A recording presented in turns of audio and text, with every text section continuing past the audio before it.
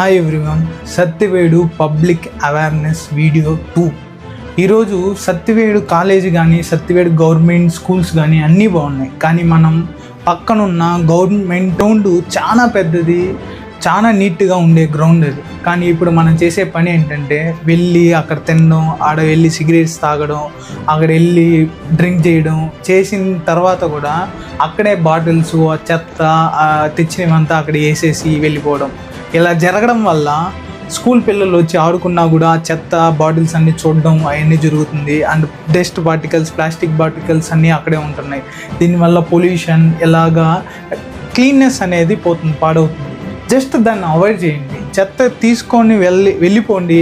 తీసుకొని వెళ్తే క్లీన్గా మనొక్క సత్యవేడు, మనొక్క గ్రౌండ్ మనమే నీట్గా పెట్టుకోవాలి ఖచ్చితంగా.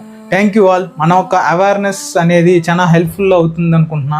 ఇంకేమన్నా ప్రాబ్లమ్స్ ఉన్నా కూడా జస్ట్ కమెంట్ చేయండి, నేను దాని మీద వీడియో చేస్తాను.